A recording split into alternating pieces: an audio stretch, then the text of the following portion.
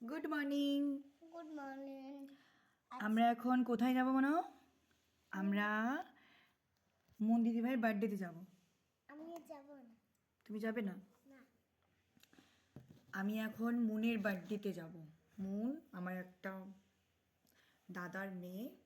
অনেক কাজকর্ম সারার পরে এই যে আমি বসে পড়েছি। এবারে স্নানটা করব। স্নানটা করার পরে তারপরে সাজুগুজু করে যাব। আমার খুশুর হেয়ার কাটিং করতে হবে। কার কাছে যাবে? লক্ষ্মী আন্টি না আমি? লক্ষ্মী আন্টি? না। আমি আমি আমি কাটিং করব। মানে ঘরে? আমি কাটিং করব। ঘরে? এই দেখো বন্ধুরা, বিছানাটাতে যে এই জামাটা আমি রেডি করে রেখেছিলাম, এই জামাটা পরবে না, জিদ্দি করছিল। তো চলো আমি ওইখানে পৌঁছে তারপরে যদি সুযোগ হয় তারপরে তোমাদের সঙ্গে শেয়ার করব। টাটা। তো দেখো আমি এখন রেডি হয়ে পড়েছি। একেও রেডি করে দিয়েছি। এর মুখটা কেন এরকম বড় দেখি? কারণ এ রেগে গেছে, ভীষণ রেগে গেছে। অন্য একটা ড্রেস পরবে বলেছিল, তো আমি বললাম যে না, এই ড্রেসটাই পরো। তো এই জন্য রেগে গেছে। তাছাড়া ওর একটা কী বল দেখি, গিফট যদি আমি অন্য কাউকে গিফট কিনে দিই তাহলে ওর গিফটটা একটা দরকার। এবারে আমি ভুলে গেছিলাম, ওর জন্য একটা গিফট নিয়ে আসা উচিত ছিল। কালকে ক্লাসে গেছিলাম, তো ওই জন্য রেগে গেছে।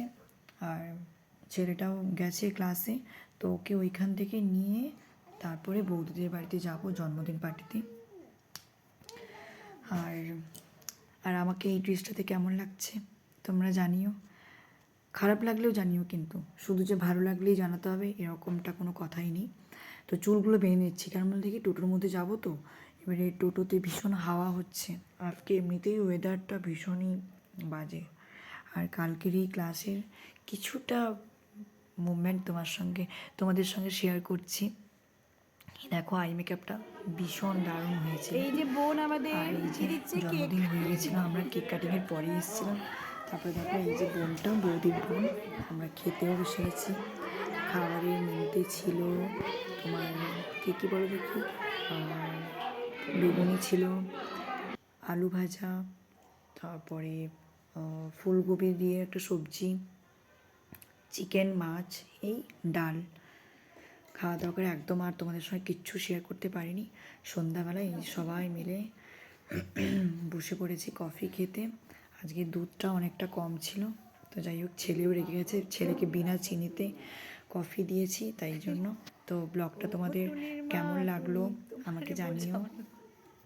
কিছু যদি ভুল হয়ে যায় আমাকে প্লিজ জানিও।